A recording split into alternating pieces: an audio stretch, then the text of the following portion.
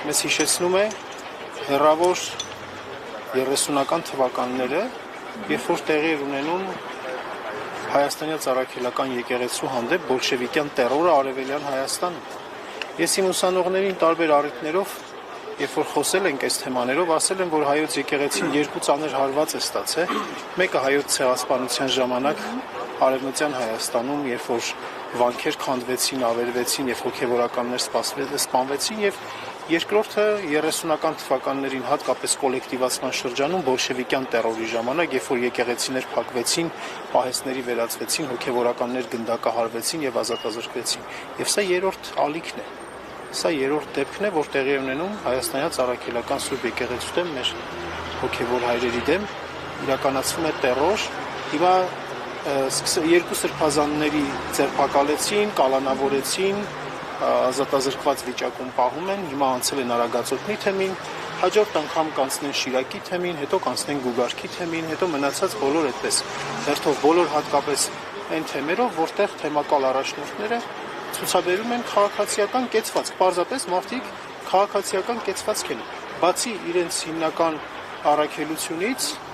որը կապված է դավանանքի հետ, որը կապված է եկեղեցու գործունեության հետ, նաև քաղաքացիական կեցվածք, եկեղեցու հետ կապված հարցերում հանդես բերելու պատճառով այդ մարդկանց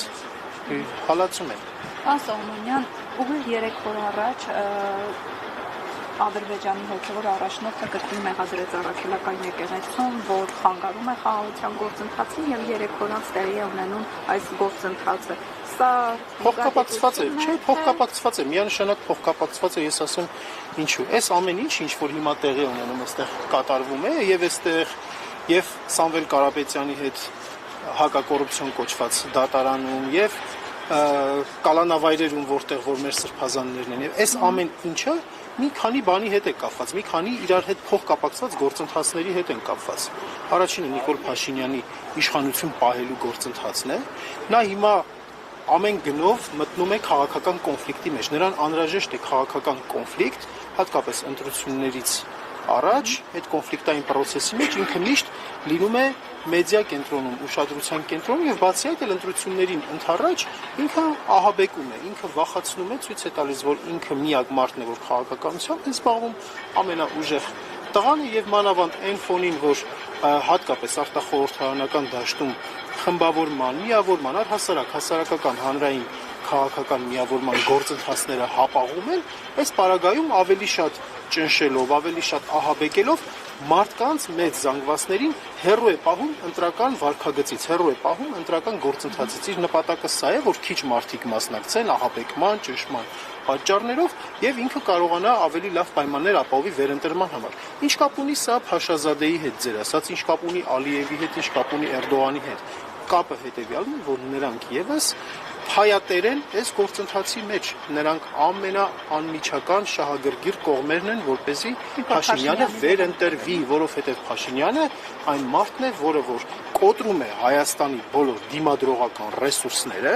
լինեն դրանք քաղաքական, քաղաքացիական, հոգևոր, մշակութային, կրթական բոլոր ռեսուրսները, որոնց հետ կապված կա ազգային արժանապատվություն, ազգային դիմագիծ գաղափար, այդ բոլոր ռեսուրսները կոտրում է եւ տանում է Հայաստանը թուրանական միջանցք դարձնելու այդ հայտնի ուղղությամբ է տանում Հայաստանը եւ շատ շահագրգիռ են նրանք, որ այս ամեն ինչը տեղի ունենա եւ նրանք անընդհատ զուգորդում են ճնշումը, ահաբեկումը Փաշինյանին ստիպելով, նրանք Փաշինյանին են քթից բռնած տանում բերում, Փաշինյանը ժողովրդին է քթից բռնած տանում բերում։ Պարոն Սողոմոնյան, այս ամենը կանխելու համար ինչ քայլ է անհրաժեշտ անել, ինչ ճանապարհներ եք տեսնում, որպեսզի օրինակ այս գրոհը դադարեցվի եկեղեցու եւ հոգեվոր դասի նկատմամբ ու առհասարակ այս գրոհը երկրի դեմ։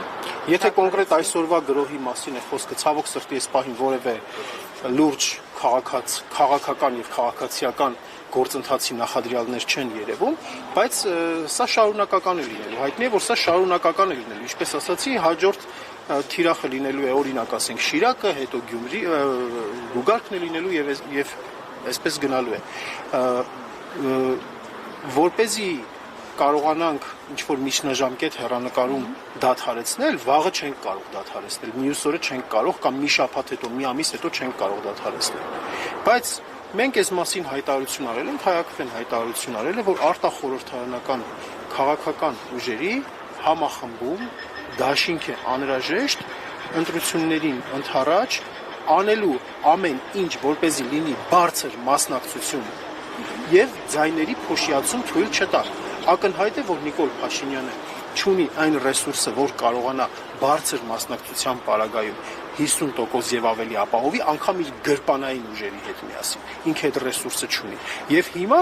շատ կարեւոր է ճիշտ կազմակերպելը արտախորհրդարանական բլոկի տարբեր ուժերի եւ տարբեր խմբավորումների, միավորումների, քաղաքացիական, ովքեր որ հավակնություն ունեն քաղաքական դաշնակցելու, ճիշտ փոխդասավորություն իրականացնելը եւ Փաշինյանին զրկել ընտրվելու հնարավորությունից։ Սա է